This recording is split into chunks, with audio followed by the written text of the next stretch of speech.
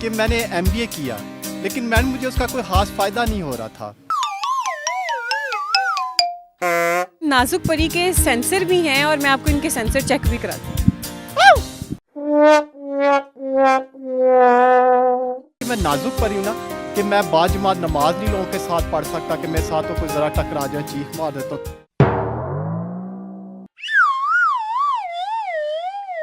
मैंने all ladies pant ली, लोगों ने मुझे देखना शुरू कर दिया। फिर मैंने पैंट को फोल्ड करना शुरू कर दिया, उससे भी मैं प्रोमिनेंट होता गया।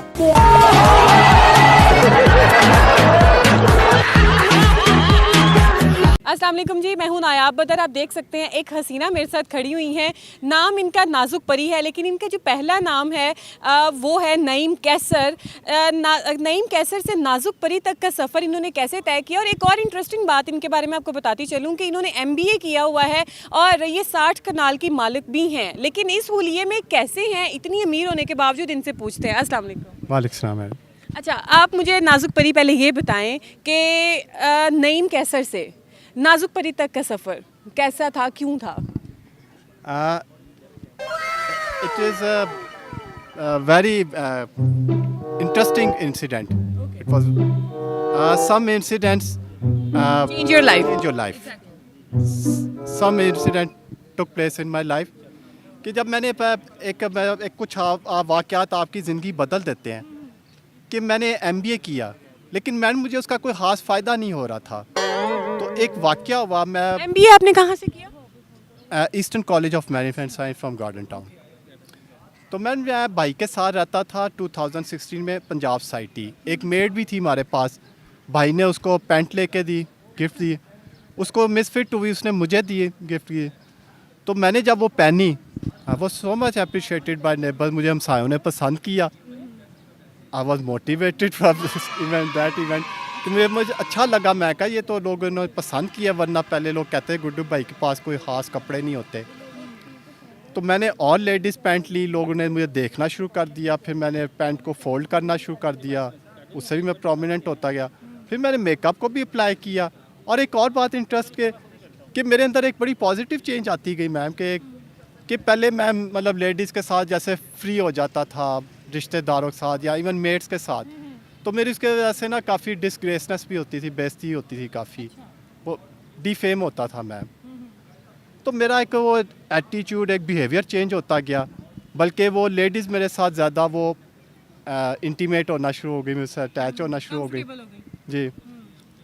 और मुझे पहले जो लोग अक्सर टीज़ करते थे, मेरे में इतनी करेज नहीं होती थी कि मैं उनको इस तरह हैंडल करूँ, उनके साथ फाइट करूँ, किसी का गिरेबान पकड़ूँ। जितना मैं ये ट्रांसजेंडर अफेयर्स में कन्वर्ट होता गया, I become fighter and commando, कि मैं मतलब गुंडों के लिए फिर उनको टफ़ टाइम देना शुरू कर दिया कि ज़रा कोई बात करे तो अब मैं उसको पड़ जाता हूँ कि लेकिन ये कि आम हालात में मतलब अब नाजुक परी ना, फूल जैसों कि मेरे साथ कोई गुजरते हुए मुझे टक्कर भी मार जाए ना, आई बिकम शाउट।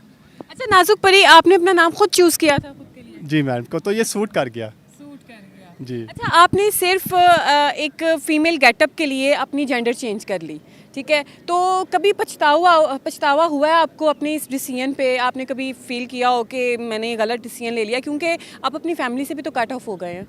अब मैम उसका फ़ायदा है कि देखें, मतलब मेरी कोई फैमिली में पहले भी कोई ऐसी वैल्यू नहीं, रिश्तेदार पहले भी मुझे कोई इतना वेलकम नहीं करते थे। बस ये था कि किसी ओकेजन को मैं ज्वाइन कर लेता। अब एक ओकेजन को भी मैं वो उससे ऑफ होता हूँ, कट ऑफ होता हूँ, तो फ़ायदा हुआ है मुझे इसका। हाँ, एक चीज़ जो मैं मिस करता हूँ ना कि मतलब मैं वो रिलीजियस ड्यूटी से ज़रा दूर हो गया हूँ कि उस तरह से नमाज़ें नहीं पढ़ता, इवन घर में भी नहीं, मस्जिद तो बिल्कुल नहीं जाता कि वहाँ कोई ऐसे मुझे ऑब्जेक्ट करेगा, जाने नहीं देंगे या कोई तंग करेंगे। जाने तो चाहे दे, लेकिन कोई लोग तंग भी कर। और एक और बात है कि मैं नाजुक परी हूँ ना कि मैं बाजमात नमाज नहीं लोगों के साथ पढ़ सकता कि मेरे साथ तो कोई ज़रा टकरा जाए, चीख मार देता हूँ, तो वो तो बाजमात नमाज होती है। नाज़रीन, चीख मारने से याद आया कि नाजुक परी के सेंसर भी हैं और मैं आपको इनके सेंसर चेक भी कराती हूँ। ये इनके सेंसर हैं। अच्छा, ये क्या था? कि मैम ये मुझे कोई थोड़ा सा मेरे साथ टच हो जाए ना, या मुझे कोलाइड कर जाए, तो मैं उसको मतलब कॉन्शियस कर जाता हूँ कि भाई बी केयरफुल, आप एक नाजुक परी अच्छा, आप खुद से करती हैं, नेचुरली नहीं होता है? नेचुरली भी होता है कि, लेकिन एक बात है कि एक इन्वायरमेंट में मैं चेंज हो जाता हूँ कि जब मेरे सामने टीज़र्स आते हैं तो फिर मैं वो एक लोहे जैसा इंसान हो जाता हूँ कि वो चाहे पत्थर मारें या डंडे मारें, उनको मैं रेजिस्ट करता हूँ। अच्छा नाजुक परी, आपके 60 कनाल हैं, ठीक है, आपने बताया, लेकिन आपका जो गेटअप है उससे लगता है कि आपके पास 6 मरले भी नहीं हैं। तो ये क्या चक्कर है, कहाँ गई आपकी जायदाद? मैम बात है कि वो जो जिसका आप जिक्र करें ना कैसर टाउन का, वो ठीक है, काफ़ी मेरे वालिद साहब ने भी सेल की, मेरी वालदा मोहतरमा ने भी सेल की, लेकिन जब उनकी डेथ हो गई तो फिर किसी ने फिर उसका पीछा नहीं किया, उसको परसू नहीं किया।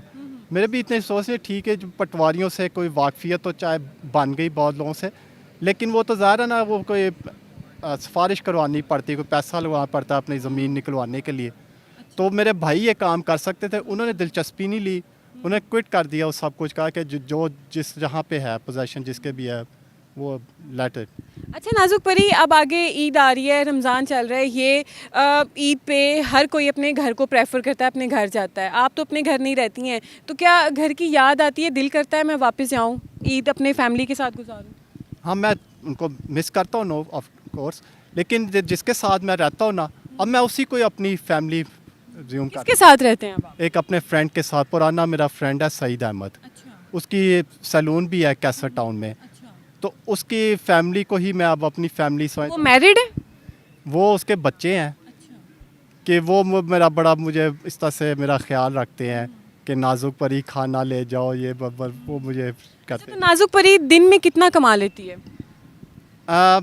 दिन में तो कुछ इस तरह फिक्स नहीं है कि कभी लोगों के मूड पे डिपेंड करता है, कभी कोई 50 मिल जाए 200 से, कि कभी किसी चैनल में इंटरव्यू हो जाए वो कोई प्यार करे, लेकिन एक मेरी जो फिक्स सोर्स है ना, वो मतलब मुझे रिलेटिव उस तरह से सपोर्ट कर रहे हैं कि मेरी बहनें मतलब मुझे वो फिक्स भेजती हैं। एक बहन मेरी 6000 सेंड करती है, एक दूसरी 5000, फिर एक भाई भी मुझे 6000 करता होता था, लेकिन उस पर कुछ थोड़ा सा उसके डाउनफॉल है, क्राइसिस है, तो अब लेकिन वो उसके बेटे ने रिसेंटली मुझे 1500 भी सेंड किया था।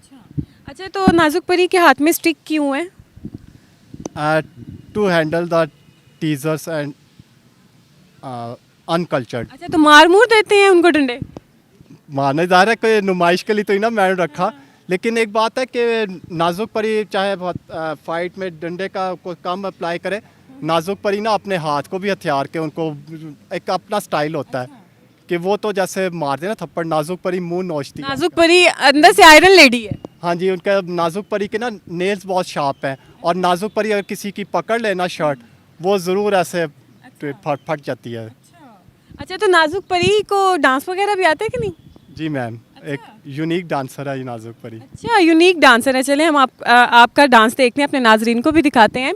तो जो है एंड पे मैं आपसे ये ज़रूर पूछना चाहूँगी कि आपने ये मेकअप अपना कैसे किया हुआ है? वो लड़कियाँ तो बड़ा प्यारा प्यारा मेकअप करती हैं, अपने आप को बना संवार के रखती हैं, आपने ये कलर सा कोई लगाया हुआ खुद को? एक्चुअली मेरा देखे, लड़कियों का एक मकसद होता है कि हम बड़ी एक ब्यूटीफुल ब्राइट लुक दें, लेकिन नाजुक परी का एक पर्पस होता है कि she want seems to present as joker, just want to attract the persons.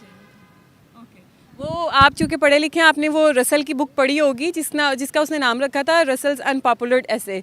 उसने सिर्फ वो अनपॉपुलर इसलिए नाम रखा कि वो अट्रैक्टिव लगे और लोग के पता नहीं क्या चीज़ है, तो वो उसकी बुक खरीदें और पढ़ें, तो वो हिसाब आपने किया जी। तो नाजरीन, नाजुक परी की बातें आपको पसंद आई होंगी। अभी हम आपको इनका डांस भी दिखाते हैं, हमें दीजिए इजाज़त, अल्लाह हाफिज़।